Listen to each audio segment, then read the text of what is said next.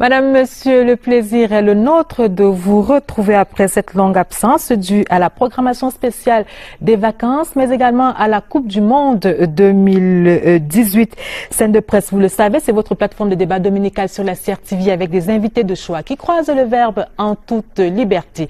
Au menu de ce 516e numéro, sélection nationale de football, pronostic déjoué, ce sera un Irlandais, Clarence Seedorf, est le nouveau coach des Lions Indomptables. Il sera assisté de son compatriote Patrick Kluivert. Leurs états de service les précèdent, mais que peuvent-ils pour les Lions Indomptables? Scène de presse ouvre le débat. Présidentielle 2018, plus que 4 jours et la liste des candidatures pour la mère des élections sera publiée par le Conseil électoral. En attendant, des démissions se succèdent dans les partis politiques, des alliances se tissent et des ralliements se font. Le plus retentissant étant bien sûr celui du G20. 20 partis de l'opposition ont décidé de battre campagne pour le candidat du RDPC aux côtés de ses alliés traditionnels. Le ralliement est justifié par le contexte politico-sécuritaire dans le nord-ouest et le sud-ouest, contexte dans lequel le cardinal Christian Toumi propose la tenue les 29 et 30 août prochains d'une conférence générale anglophone pour la paix. Les motivations et la portée des démarches de ces religieux et de ces politiques meublent le débat ce soir. Madame, Monsieur, vous aurez également droit ce soir à vos rubriques habituelles, la revue de presse, les zoomings en focus, les ministres de la décentralisation et des sports. Et parlant justement de sport, faisons connaissance avec le nouveau staff technique des Lions Indomptables. C'est dans ce zooming signé Joseph Gouet à Manding.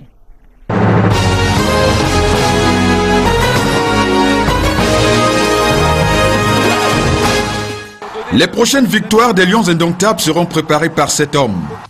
Clarence Seedorf, 42 ans. C'est lui le nouvel entraîneur de la sélection fanion du Cameroun. Avant sa nomination à la tête de l'encadrement technique de l'équipe nationale, Clarence Seedorf a fait ses classes comme entraîneur au Deportivo La Corogne en Espagne, Shenzhen Football Club en Chine et l'AC Milan, le mythique club italien avec lequel il a remporté 2 Ligues des Champions comme joueur. Son succès s'est élargi avec 2 autres coupes aux grandes oreilles via l'Ajax d'Amsterdam et le Real de Madrid.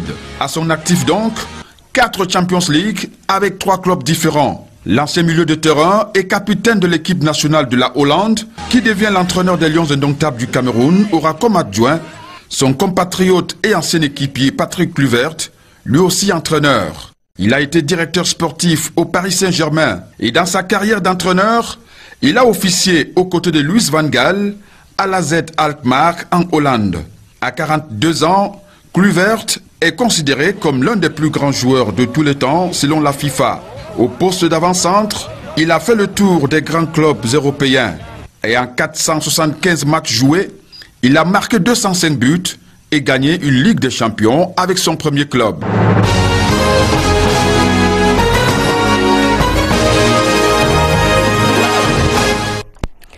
Une fois de plus, bonsoir donc. Autour de la table du débat ce soir, 4 invités de choix. Monsieur Saïdou Maïdadi, qui est membre du bureau politique de l'UNDP, Asokmo Nekdem, qui est chef du desk politique et institutionnel au quotidien Le Jour, Thierry Ndong, qui est le directeur de publication du journal Intégration, et monsieur Essomba Bongono, qui est député suppléant du RDPC. Messieurs, bonsoir et bienvenue sur le plateau. Bonsoir madame. Bonsoir madame. Alors, nous commençons par le football. Comme vous le savez, depuis ce samedi, le staff technique des Lions Indomptables a été revu. On en sait désormais plus sur ceux qui vont diriger ce staff. Il s'agit de Clarence Seedorf et de Patrick Kluivert, 2 Néerlandais donc qui ont été choisis par le Cameroun pour porter les Lions Indomptables à la victoire. Alors, première question à Sokmo, Clarence Seedorf, Patrick Kluivert. La presse, on va le dire, a eu tout faux. La presse a eu tout faux. Ceux qui ont eu tout faux, ce sont ceux qui ont peut-être voulu lire dans la boule de cristal. Pour moi, j'attendais simplement que les négociations arrivent à leur thème. Des négociations tant au niveau de la FECAFOOT qu'au niveau du ministère des Sports et des différents candidats. Et tout au moins, on ne peut pas nier quand même le fait que l'actualité a été dominée quelques jours auparavant par la venue au Cameroun de Sven-Goran Eriksson, c'est ça? Voilà. Sven-Goran Eriksson. On avait également parlé d'Alain Giresse dans les différents pronostics. On a parlé de Carlos Queiroz et de John Thomas. Au moins, Sven-Goran Eriksson, ça a été sûr parce que il est bien arrivé. Il a été reçu par les autorités camerounaises et son agent a d'ailleurs accordé une interview au quotidien Le Jour, interview dans laquelle il expliquait la présence, les motivations du séjour de 2 jours de cet entraîneur-là et fondait les espoirs sur un contrat qui finalement n'est pas arrivé. Voilà, qui finalement n'est pas arrivé. Donc le ministère des Sports, la FECAFOOT ont décidé de porter leur choix sur le tandem néerlandais. Mais ce qui m'étonne un peu, ce sont les critiques vertes qui sont immédiatement dirigées contre ces 2 techniciens. Le Cameroun en a l'habitude, donc voilà. ce n'est pas nouveau. Justement, on a du mal à comprendre ces critiques, Thierry, donc vous qui êtes un passionné de football, un footballeur même à vos heures perdues. Lorsqu'on parle de Clarence Seedorf, c'est quand même un ancien sociétaire et un ancien entraîneur également du Milan AC et du Deportivo de Corogne. Lorsqu'on parle de Patrick Kluivert, c'est quand même 7 clubs européens avec à la clé une Champions League, c'est quand même 205 buts sur 475 matchs. Que demander de plus?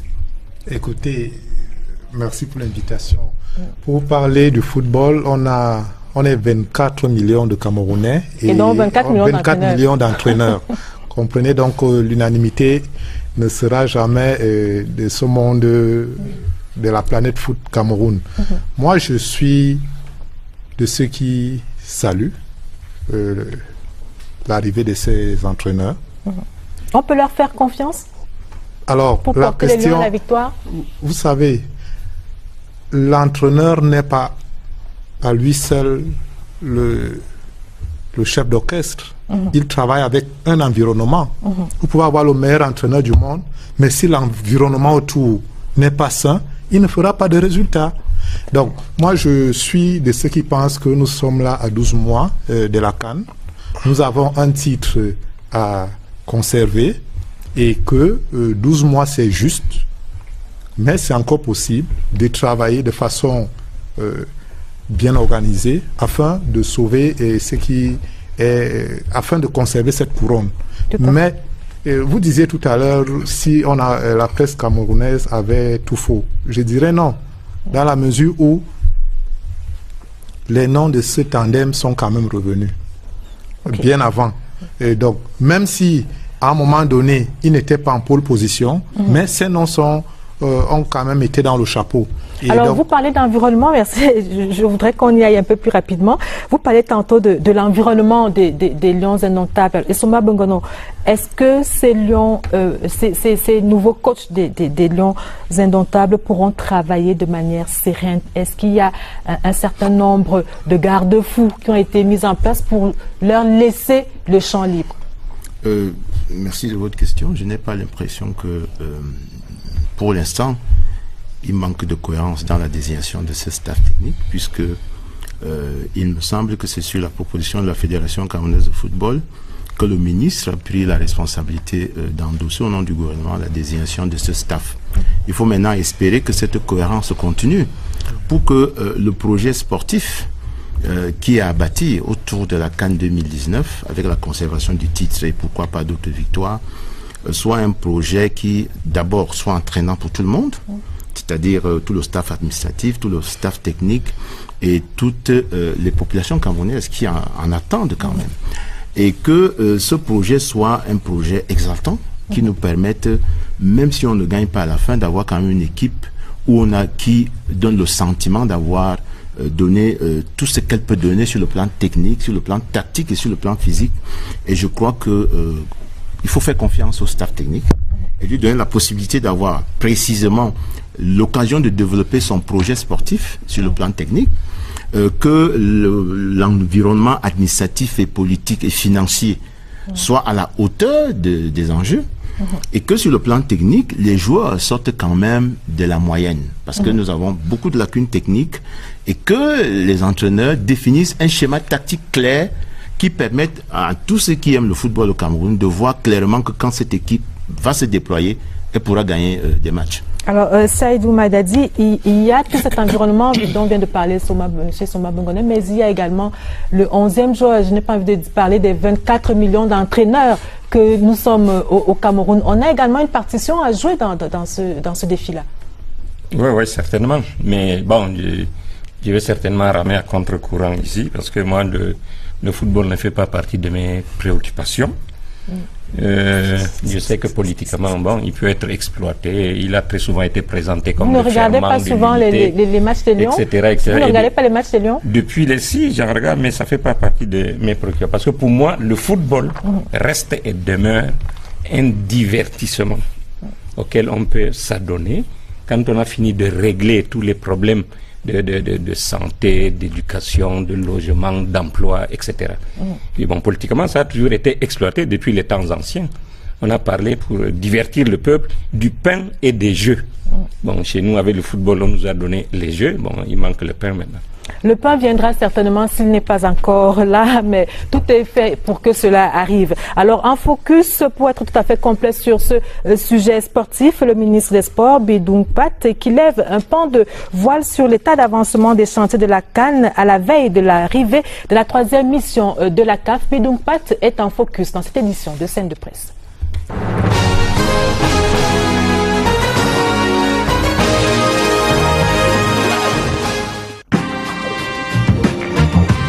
Les différents chefs d'entreprise se sont engagés à livrer toutes les infrastructures dans lesquelles vont se dérouler les compétitions de la prochaine CAN Total Cameroun 2019 au plus tard en décembre 2018. En outre, le président du comité de normalisation de la Fédération camerounaise de football travaille avec ses collaborateurs en vue d'assurer sans relâche les échanges administratifs et techniques mutuellement bénéfiques avec la CAF qui contribue à assurer la préparation sereine de l'ensemble des activités de la CAN Total Cameroun 2019. Votre CAN, c'est celle de la communication qu'il faut impérativement réussir dans le strict respect du cahier de charges de la CAF et des canons de votre métier.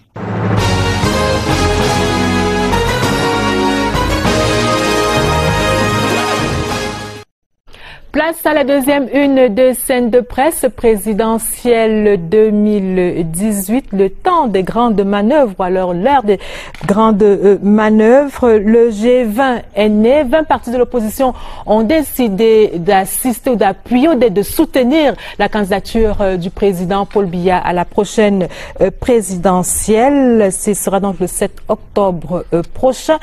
Saïdou Maïdadi, 20 partis de l'opposition qui décident de faire route ou de cheminer avec vous. Comment est-ce que vous accueillez cela? C'est de l'opportunisme politique? C'est un réel engagement?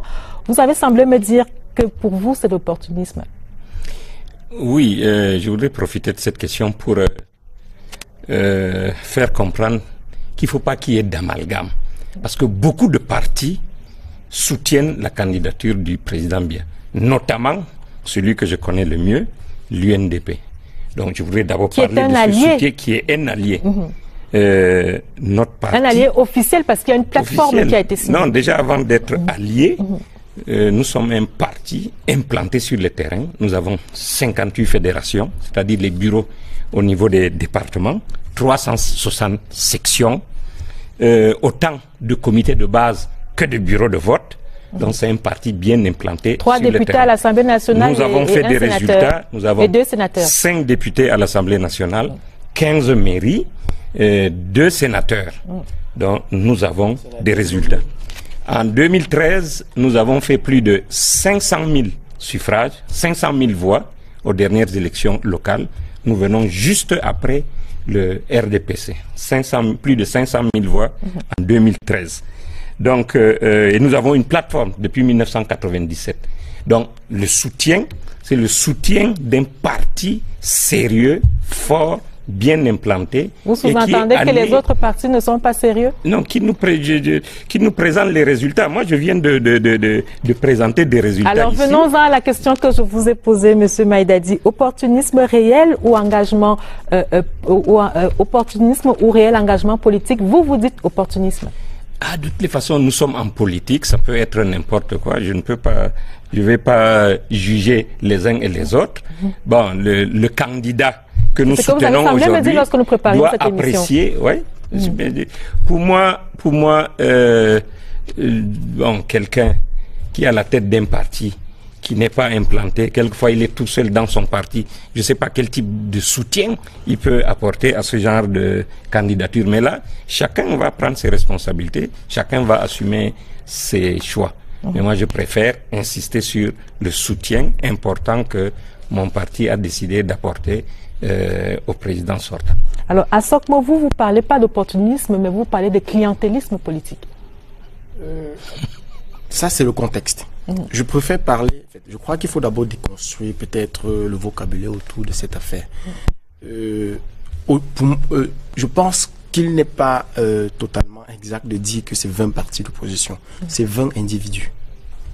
Non, mais 20 individus qui pour certains sont à la tête des partis politiques, vous n'allez pas leur enlever cela? Attendez, ce sont 20 individus qui ont décidé... Qui sont présidents de partis politiques pour la plupart. Qui ont décidé de se positionner. Pour beaucoup de ces partis-là, aller chercher les sièges, un parti politique, c'est quand même une organisation.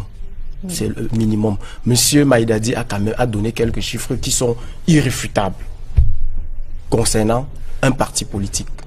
En termes d'implantation, en termes de présence sur le terrain, en termes de résultats même lors des consultations électorales. C'est-à-dire c'est le minimum. Beaucoup de ces partis, beaucoup de ces personnes se revendiquent des partis qui sont peut-être existants dans des mallettes. Première chose. Alors, lorsqu'on parle, pour que nous soyons pratiquement au même niveau, lorsque vous parlez de ces partis qui sont dans les mallettes, on a quand même là-dedans le PADEC de Jean de Dieu Momo, Jean de Dieu Momo qui était candidat à la présidentielle de 2011. Il y a également la MEC de Joachim Tabiowono. Il y a l'UPC de Bapo Olipo. Il y a le CPP, il y a le NMP de Bandakani. Vous ne pouvez pas faire comme si ces partis-là vous avez cité ces individus.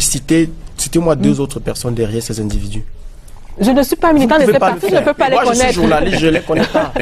Donc, je ne les connais pas, je ne connais même pas les sièges. Quels sont les derniers? Ce n'est pas à tort. C'est à tort. Est-ce que vous avez cherché? Si, nous avons cherché. C'est des personnes qui apparaissent. Et bon, maintenant, je disais, il faut situer ce positionnement de ces 20 personnalités dans un contexte. C'est un contexte un contexte dominé par le clientélisme politique, essentiellement, où les gens viennent en politique pour avoir accès à la ressource de l'État. J'ai envie de dire, les gens viennent en politique pour manger, pour parler trivialement. Et donc, les gens développent des stratégies pour avoir accès à cette ressource-là. Et donc, il n'est pas surprenant que l'État n'est pas le seul pourvoyeur de ressources à ce moment. Qui d'autre? Puisque les gens viennent en politique et profitent. Quand vous êtes nommé, vous avez accès à la ressource de l'État. Lorsque vous soutenez le candidat du parti au pouvoir, ce sont des soutiens qui sont rémunérés. Ce ne sont pas des soutiens gratuits. Ça, c'est vous qui le dites. Ça, c'est vous qui le dites. Vous avez parlé de clientélisme politique. Oui, juste pour finir. Et pour beaucoup, ils ont reçu la contrepartie. Et pour d'autres, en plus de cette contrepartie-là, ils attendent d'être gratifiés pour leur soutien. Ce n'est pas gratuit. Vous verrez. Nous retenons que vous avez parlé de clientélisme politique. Et Somba Bongono, c'est un avis que vous partagez? Je ne partage pas. C'est pour ça que je n'aime pas ce genre de débat, parce que nous y sommes pourtant. Notre ami ne nous permet pas vraiment de rendre la politique devant ceux qui nous regardent comme une affaire sérieuse. J'ai dit que parmi les 20 partis dont on parle, 5 ont été à l'élection de 2011. Tout à fait. Et ils ont recueilli, aussi bien à l'intérieur que dans la diaspora, 83 000 voix pour à peu près 1,59% du collège. 5 personnes. Je crois que vous avez dit si vous permettez que je développe. 5 personnes. 5 candidats. 5 candidats. Voilà. C'est 5 candidats qui ont eu 83 000 voix. C'est-à-dire l'équivalent de la population d'une ville comme Fumban ou Limbé. Ce n'est pas négligeable. J'ajoute, en plus de ces 5 qui sont des candidats de 2011, vous avez l'UPC qui a des députés et des conseillers municipaux. Et pour ceux qui pensent que la politique, ce n'est qu'une affaire de voix, ils ont certainement raison parce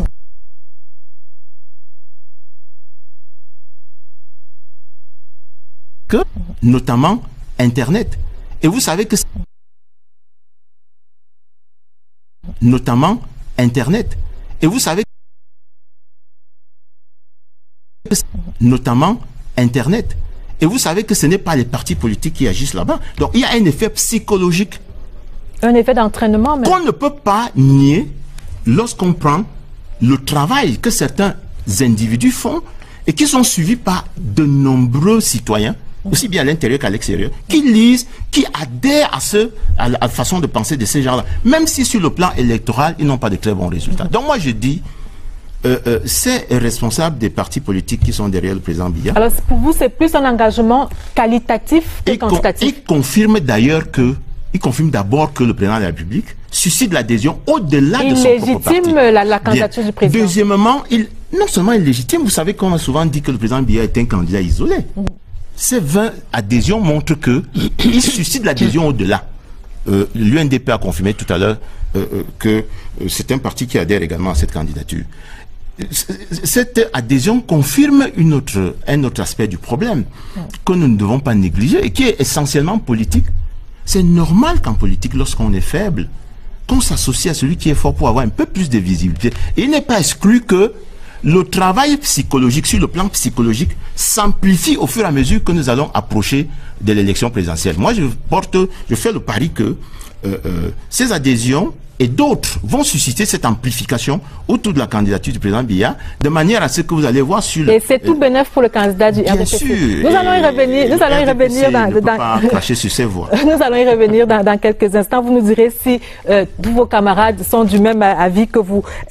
Thierry, non, pour railler le ralliement du G20, comme le disait tantôt Essoba Bongono, on leur oppose leur poids politique, comme il vient de le souligner. Finalement, de quel poids pèsent-ils ces 20 partis de l'opposition? Il y a ces 20 partis de l'opposition, mais il ne faut pas oublier qu'à côté de ces 20 partis de l'opposition, il y a les alliés traditionnels du RDPC. Il y a l'UNDP, bien sûr, il y a l'UPC, il y a le MDR, il y a le FSNC, pour ne citer que ces partis-là. C'est des partis politiques, de votre point de vue, qui peuvent peser d'un poids certain pour la victoire du président Paul Biya? Loin s'en faut. Je crois que M. Bongono vient de le dire très bien, et Soma Bongono vient de le dire. Ce n'est pas les voix que ces gens vont apporter qui feront la différence dans le scrutin. Il n'y a que, déjà au sein du RDPC, vous savez qu'il y a un débat. Le RDPC, à vrai dire, n'a pas besoin de tous ces alliés qui se déclarent du jour au lendemain pour gagner son élection avec son champion. Ça, on le sait tous. Sauf que ce G20, comme on l'appelle, est venu dans un mélange d'apaisement, parce qu'il faut toucher un peu de tout.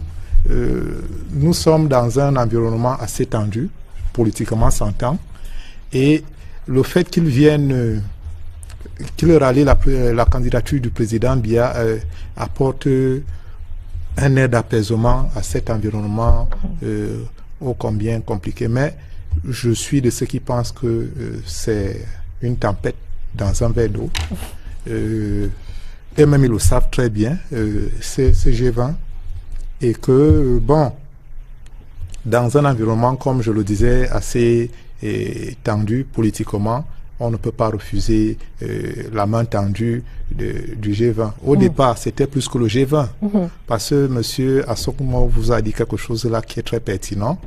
Les négociations avec ces partis-là datent de plusieurs mois déjà, et on avait ratissé l'âge, ceux qui ont engagé ces négociations, sauf qu'à l'arrivée, on en a 20. Bon, qu'est-ce que ça donnera sur... on le verra, on le saura certainement dans les prochains jours.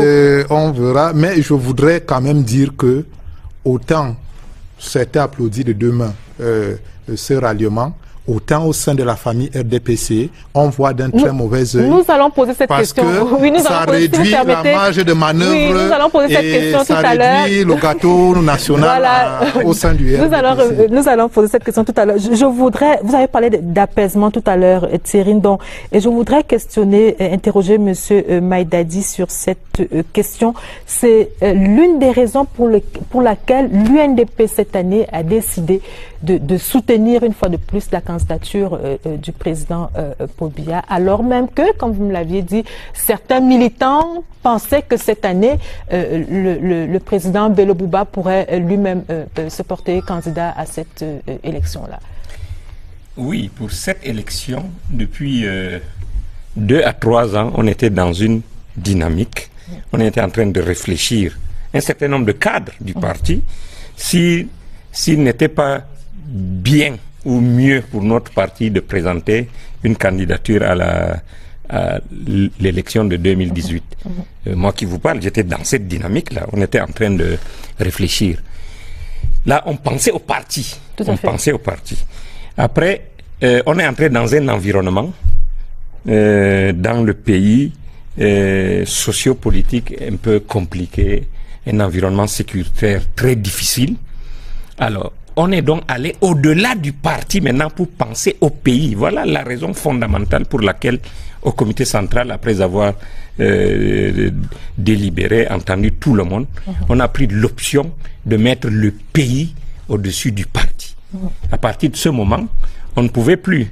Notre candidature devait venir juste accroître le désordre qu'il y a dans ce désordre qu'il y a là, et on ne pouvait pas assumer cela. On a décidé de penser au parti, on a mis au pays, on a mis le parti de côté. Voilà la raison fondamentale qui a poussé l'UNDP à soutenir une fois de plus la candidature du président Paul Biya. Alors, c'est une question que Thierry voudrait absolument qu'on aborde sur ce plateau, et je suis d'avis avec vous qu'il faut questionner le RDPC sur ses alliés et ce G20 qui arrivent et qui viennent d'une certaine manière dans l'optique de partager le gâteau avec ou alors d'arracher quelque part de gâteau aux militants du RDPC. Tout à fait entre nous. Comment est-ce que vous accueillez tous ces ralliements autour de la candidature de votre camarade? Je pense que c'est mal connaître le système.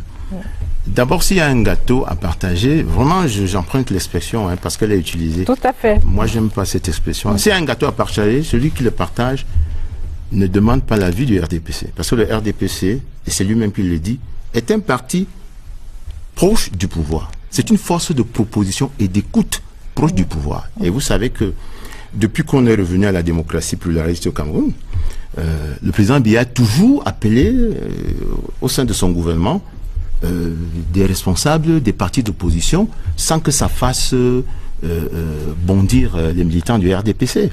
Le bon militant du RDPC comprend cela.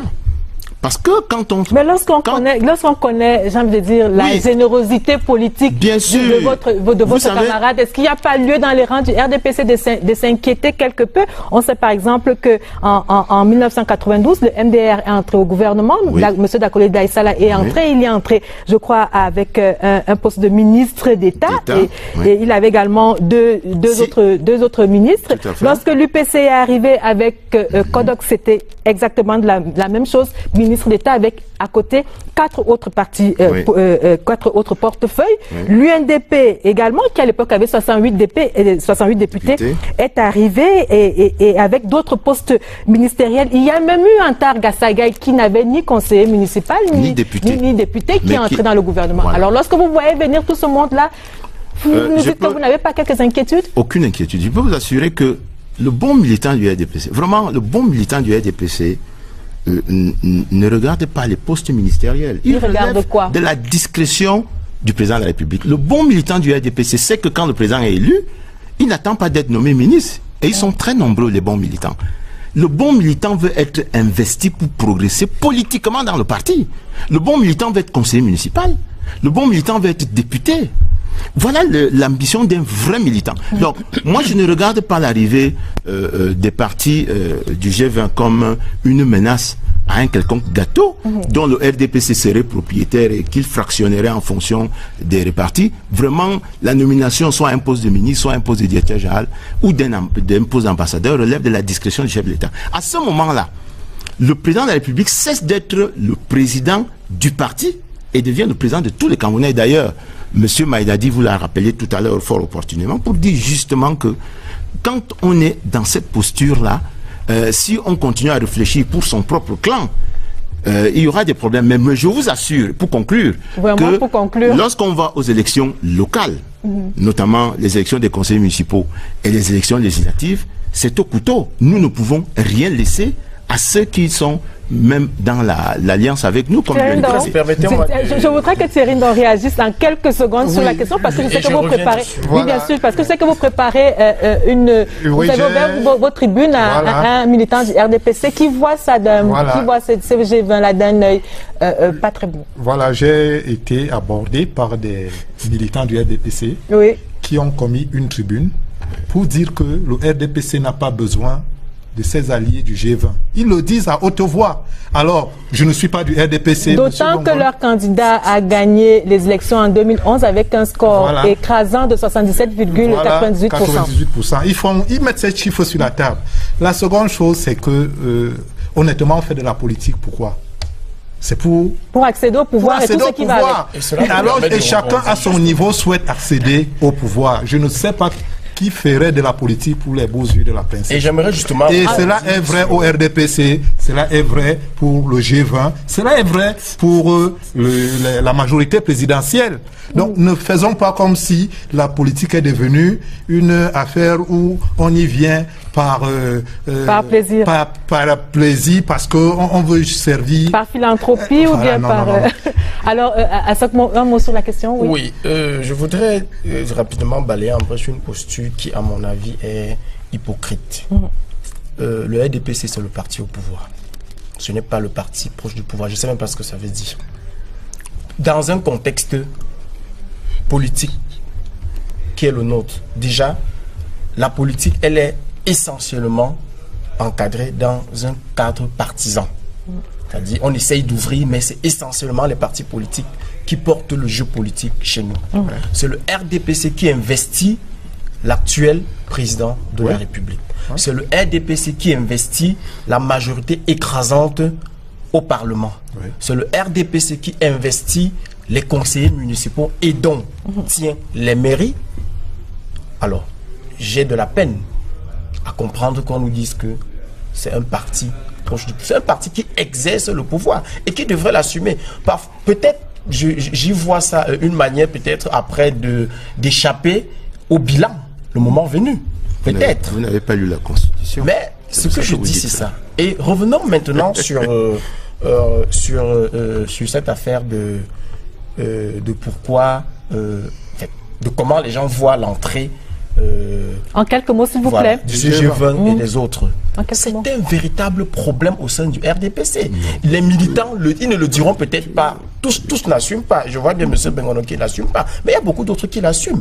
Alors, non, je voudrais... Qui l'assument et qui disent que... Attends, et qui voient l'entrée de ces personnes-là qui arrivent et qui forcément seront récompensées d'une manière ou d'une autre pour leur soutien, parce que nous sommes dans un contexte clientéliste. C'est bien noté. Oui, parce que nous sommes dans un contexte clientéliste. Mais je voudrais, s'il vous plaît, qu'on ne s'arrête pas seulement... Il y a ce problème-là, il faut le reconnaître. Je voudrais qu'on ne s'arrête pas seulement sur les motivations, je vais dire, personnelles du G20 ou des alliés. Il y a quand même également le contexte politico-sécuritaire actuel. Sur ce contexte-là je voudrais terminer, s'il vous plaît. Alors, je voudrais qu'on s'arrête un moment sur ce contexte politico-sécuritaire au Cameroun, notamment celui qui prévaut dans les régions du nord-ouest et du sud-ouest.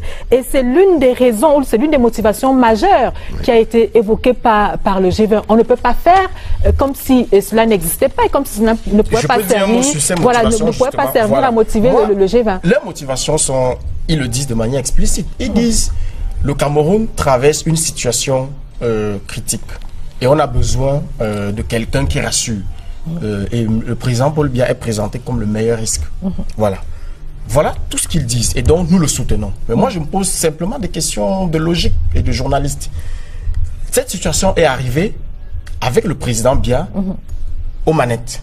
Ça veut dire que c'est sous lui que le péril est arrivé. D'une manière ou d'une autre, on peut interroger sa responsabilité. Parce que c'est lui qui était le capitaine de bord quand le bateau a commencé à couler. Première chose. Voilà 2 ans que nous sommes dans la crise. Des mesures ont été prises. Ça, le RDPC claironne. Nous avons pris des mesures, Et ce qui est vrai, on a pris des mesures.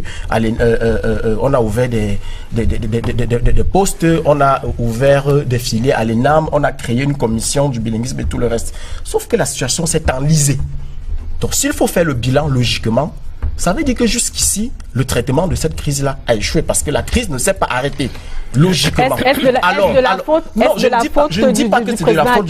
Je dis jusqu'ici, les mesures qui ont été prises, soit on n'a pas encore trouvé la bonne solution, soit on n'a pas encore pris la mesure qu'il faut. Et je ne comprends pas comment on peut reconduire immédiatement quelqu'un sans lui dire nous te soutenons à condition que tu fasses les problèmes qui ont été moi je m'attendais à ce que les problèmes qui ont été adressés qui ont été posés ont été adressés d'une manière ou d'une autre. Que les personnes qui apportent ce soutien là disent que voici ce que nous proposons au président. La sécession qui est revendiquée de manière claire est anticonstitutionnelle. Je suis d'accord. Je parle des soutiens, je parle du G20. Je m'attendais que le G20 dise ceci, nous soutenons le candidat et voilà peut-être la feuille de route que nous lui proposons. Oui. Je voudrais s'il vous plaît, une seconde, qu'on revienne sur ces phrases clés de certains membres du G20.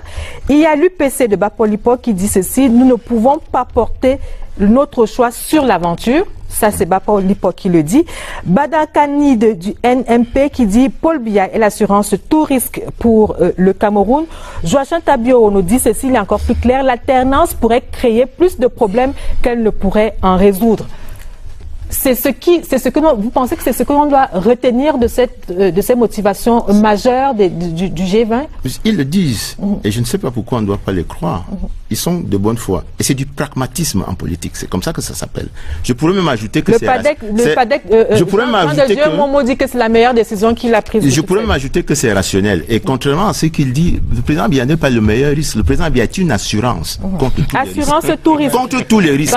Bon, et j'ajoute que vraiment, je ne peux pas laisser dire que les partis politiques, article 3 de la Constitution du Cameroun, concourent à l'expression du suffrage. Et c'est le président de la République qui définit la politique de la nation. Donc, dire ici que c'est le RDPC qui définit la politique, c'est mal. J'ai dit le RDPC, écoutez, laissez-moi conclure. Le RDPC, le président national du RDPC, président de la République, qui définit la politique de la nation. Et il n'est pas obligé de consulter le RDPC pour nommer un citoyen camerounais à un poste républicain. C'est une fonction républicaine qui doit garantir à tous les citoyens camerounais un égal accès aux droits et aux devoirs consacrés par la Constitution du Cameroun. Je voudrais également que vous réagissiez sur le procès qui semble être fait au président Biya sur la survenue de cette crise, comme il a évoqué. C'est un procès malvenu, puisque si vous regardez le développement de cette crise, qui a atteint un niveau d'exacerbation depuis 2016. Mais avant, nous avions toujours des petites crises larvées dans les régions du nord et du sud-ouest tous les 1er octobre. C'est connu. On a eu un autre pic de crise en 1993.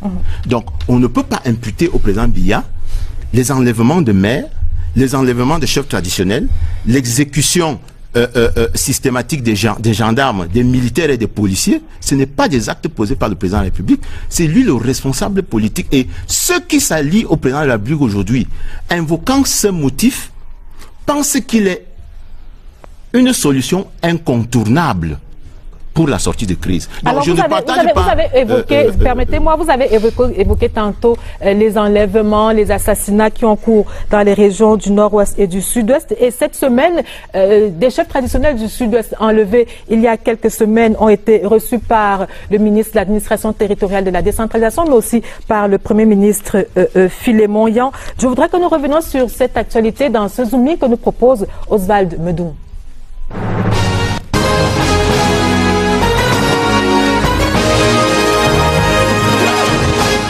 Des heures de torture entre les mains des sécessionnistes, ça laisse des traces. Edouard Oukamangandje, conseiller municipal à la commune de Buea et petit frère du chef de village Kanjo, porte les séquelles de la violence de ses bourreaux. Il a été torturé et il a pu envoyer un message au maire qu'il est en train de mourir.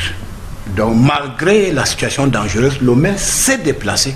Et les associations de droits de l'homme qui critiquent le Cameroun ne disent rien sur ces atrocités. Des traces physiques mais aussi morales, comme celles que les chefs enlevés dans une série d'attaques dispersées au mois de juillet dernier, portent aussi en eux.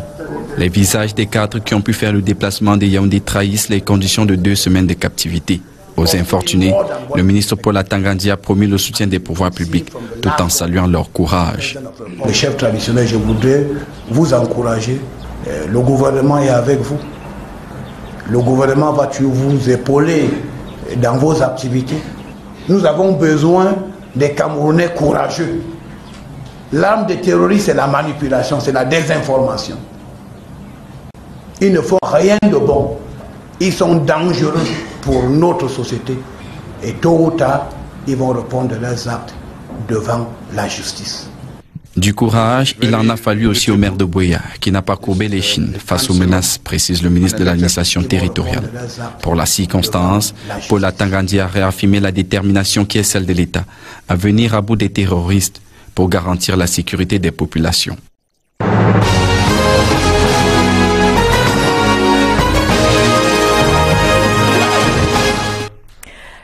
Merci Oswald Medoum pour ce reportage. Vous avez vu là quelques images fortes de cet élément, ce conseil municipal de la commune de Buea qui a été maltraité pendant sa captivité. Thierry Ndong, lorsque vous voyez tout cela, qu'est-ce que cela vous suggère comme commentaire? J'ai mal de voir que des êtres humains sont violentés pour leur appartenance à une région, disons-le comme ça, parce que je ne comprends pas pourquoi des chefs traditionnels peuvent être molestés de la sorte. Il a fallu aller les tirer dans un trou où ils étaient gardés. C'est pas bien. Ceci dit, par rapport au débat de tout à l'heure, juste dire que nous devons travailler tous à ce que la paix revienne. Et le discours du G20, qui est un discours de main tendue, me semble quelque chose de fondamental. Mais je voudrais dire que le G20 n'a pas innové. Parce que si vous suivez très bien, même la société civile, en appelle à une cessation des affrontements. Et je voudrais finir en disant que le discours sur l'homme-providence, tel que nous le tient aujourd'hui le G20, est un discours erroné. En 82, quand M. Ahidjo décidait de partir du pouvoir, toute la République se couche. On crée des délégations pour aller le supplier de ne pas partir. Il est parti, M. Biya a pris le pouvoir et ce pays n'est jamais tombé. Donc, ce sont de tout remettre sur les épaules d'un homme à qui on va donner le caractère d'homme-providence. C'est un être humain qui a ses forces et ses faiblesses et il faut qu'on accepte ça comme ça. Monsieur Maïdadi, on a parlé tout à l'heure des chefs traditionnels. Vous avez également vu cet élément-là. Il faudrait quand même signaler que parmi ces 8 chefs traditionnels qui avaient été enlevés, il y en a un qui en est mort. Il s'agit du chef traditionnel Bandadje du village Lisoka. Alors, je vous donne la parole. Oui, c'est pour revenir au débat de tout à l'heure. Le camarade a dit... Monsieur Assommo, non, camarade syndical, parce que je suis syndicaliste aussi, bon camarade. Oui, bon, ok, d'accord. Donc, il a dit que le président Biya est responsable de la situation du pays. C'est normal. Il est président, c'est normal qu'il soit d'une manière ou d'une autre responsable. Justement, voilà la raison pour laquelle il devait être candidat. Imaginez qu'ils disent qu'il ne se présente pas candidat. Vous serez le premier à dire, vous foutez la merde dans ce pays et puis vous partez, vous nous abandonnez le pays. Il doit être là et nous allons l'appuyer pour qu'on résolve les problèmes de ce pays. Je pense que ce mandat était important, mais il me semble être le dernier mandat du président Biya, il faudrait donc qu'on s'organise pour l'avènement de l'alternance à la tête de l'État par les urnes et dans la paix.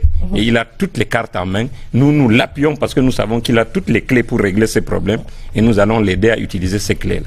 Alors l'autre actualité, bien sûr, qui soulève le débat, qui passionne les Camerounais ces derniers temps, c'est cette proposition qui a été faite par le cardinal Christian Toumi, convocation d'une conférence pour la paix dans les régions du Nord-Ouest et du Sud-Ouest les 29 et 30 août prochains à Buea.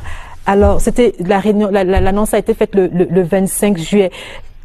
De votre point de vue, et je vous donne la parole à Sokmo, le gouvernement doit-il prendre part à cette concertation? Le gouvernement qui joue la carte, on va le dire, de la prudence. Le gouvernement ne devrait pas prendre part à cette conférence parce que déjà, il est considéré comme partie prenante, selon la proposition qui a été faite par... pas par Toumi, parce qu'on a très vite fait de cristalliser cette proposition-là autour de Toumi. Moi, je retiens que c'est une proposition qui est faite par des leaders religieux. On a l'Église catholique romaine, on a l'Église protestante, on a l'islam. Je voudrais savoir justement à ce propos, est-ce que le cardinal Christian Toumi parle au nom de l'Église ou alors à titre personnel? Il ne parle pas au nom de l'Église. Voilà. Mais je dis, ce n'est pas une affaire simplement de Christian Toumi, c'est à la suite de... C'est une affaire du révérend Georges Babila Fotian de la Presbyterian Church in Cameroun, de l'imam Aladji Mohamed Aboubakar de la mosquée centrale de Buea, de l'imam Toukour Mohamed Adamou de la mosquée centrale de Bamenda et de Simon Mounzou, avocat international. Ce sont des personnes qui parlent en leur nom propre, c'est vrai, mais ce sont des personnes qui ont quand même une casquette d'autorité morale dans notre pays, qu'on ne peut pas dénier. Maintenant, je dis, c'est une proposition comme toutes les autres. C'est une proposition ni plus ni moins. Il faut la prendre pour ce qu'elle est. Et cette proposition a tout simplement, à mon sens, est concrète. Elle est concrète pourquoi? Elle propose un cadre. C'est-à-dire les anglophones originaires du Nord-Ouest et du Sud-Ouest. Les acteurs, d'abord les acteurs. Et ceux qui résident depuis 1961, même s'ils ne sont pas originaires de ces régions-là. Maintenant, ceux qui sont originaires des régions, le gouvernement, et ces personnes-là se proposent comme des médiateurs.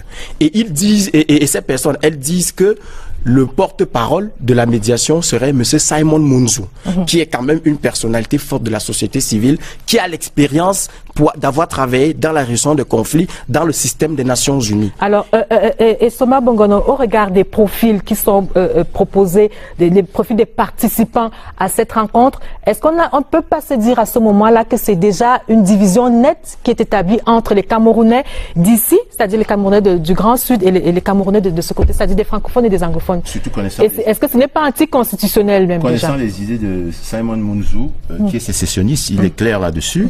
Je crois que pour moi, c'est un cheval de Troie. C'est une ruse. Moi, je l'apprends sur ce plateau qui est sécessionniste. Oui, c'est une ruse. Il s'agit de distraire le gouvernement, de faire semblant, de lénifier. Et vous savez, le cheval de Troie, c'est quoi? C'est ce grand monstre qu'on a construit pendant la guerre qui opposait les Grecs à la ville de Troie et qui a pour but ici d'amener la sécession sur la table de la normalité. Et si vous n'êtes pas... banaliser le sujet. Bien sûr, si vous n'êtes pas Meta, si vous n'êtes pas Bakouri, si vous n'êtes pas Banyangui, vous ne pouvez pas assister à cette conférence. Il s'agit là d'un retour très loin en arrière. Ce n'est pas vrai. Il y a des Camerounais... Laissez-moi développer, Non, il faut quand même apporter une précision dans ce cadre-là. Nous informons les Camerounais. Ce n'est pas une conférence des Bakweri. C'est une conférence des Camerounais qui sont originaires des régions ou alors qui ne le sont pas, mais qui sont installés dans les régions. Nous apprenons... Je rétablis la vérité. Nous apprenons qu'il y a une condition.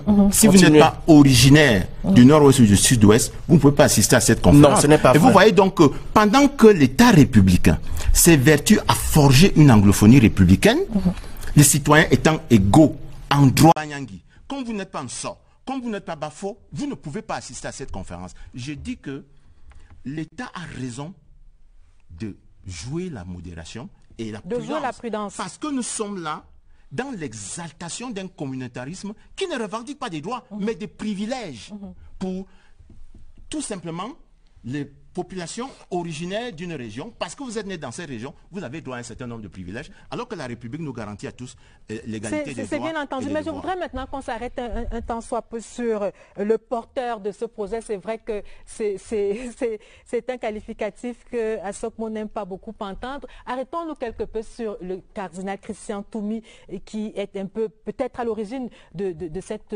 proposition-là. Comment est-ce que vous le voyez, vous, Monsieur Sadou Maïdadi? Comment est-ce que vous voyez cet homme d'église, ce religieux-là, ce cardinal-là qui fait ce type de proposition à ce moment précis de l'histoire de notre pays? Madame Medou, quand je vais commencer à parler, les gens vont crier à la tentative de désacralisation. Non, il n'est pas question de désacraliser quoi que ce soit ici. Je parle de quelqu'un que je connais bien. Enfin, bien, c'est peut-être trop dire, mais que j'ai eu à rencontrer en tête à tête au moins 4 fois, le cardinal Toumi. Tout ce que je retiens de lui, c'est que quand on parle d'autorité morale, moi je trouve que c'est un Camerounais engagé et qui a un parti pris. Il faut bien analyser toutes les prises de position du cardinal Toumi. Toutes ces prises de position sont partisanes. Il faut les analyser très bien. Alors, je ne pense pas que quand on a déjà un parti pris d'avance, qu'on puisse organiser une rencontre pour régler les problèmes. Et quand je vois que la rencontre ne concerne que les anglophones, et quand je sais que les anglophones ont à peu près la même opinion sur cette affaire-là, on sait exactement ce qui va sortir de cette réunion. Dans un premier temps, moi je voulais même que l'État interdise cette rencontre. Ça, c'était mon premier réflexe. Et tout à l'heure, vous avez demandé, est-ce que l'État doit suivre cela? Je dis oui, l'État doit encadrer cela.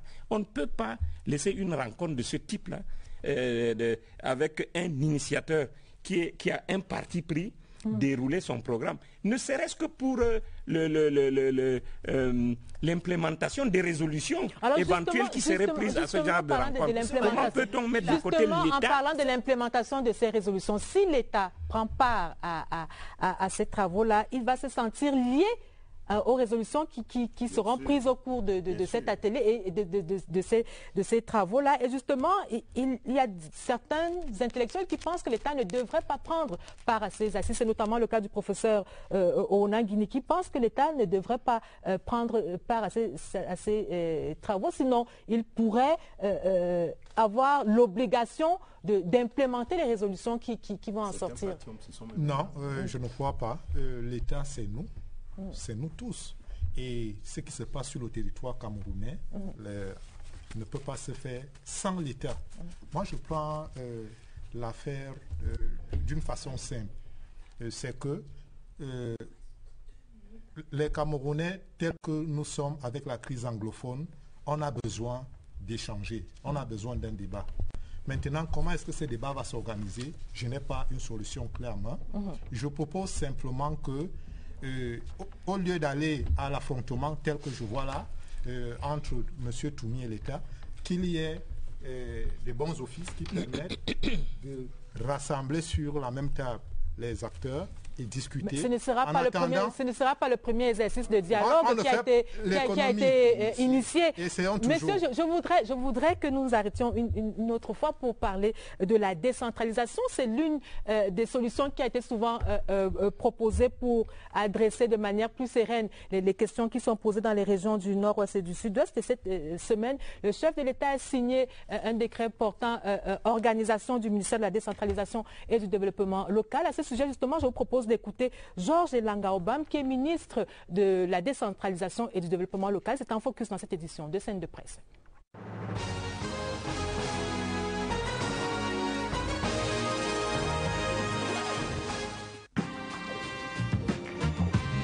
La signature de cet organigramme nous donne la capacité d'exprimer au maximum nos aptitudes à exercer les activités que le chef de l'État attribue au ministère de la décentralisation et du développement local. En outre, nous allons pouvoir disposer des collaborateurs, les autres diraient des compétences qu'il faut pour faire ce travail. il me semble que beaucoup de préoccupations qui peuvent pousser à des actes irréfléchis résultent parfois de l'impression, du sentiment que l'on a de ce que les besoins ordinaires du Camerounais ordinaire ne sont pas suffisamment adressés. Et la décentralisation, en ce qu'elle permet à des entités autonomes, que sont les communes et les régions, de s'approprier ces problématiques, de les exécuter en communion avec les populations, me semble être de nature effectivement à calmer les opinions, à pacifier les esprits.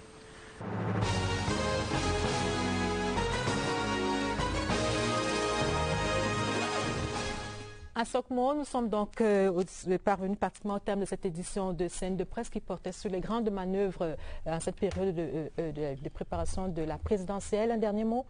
Un dernier mot, c'est sur la crise anglophone, parce que pour moi, c'est le sujet le plus important. Elle est même plus importante que l'élection présidentielle.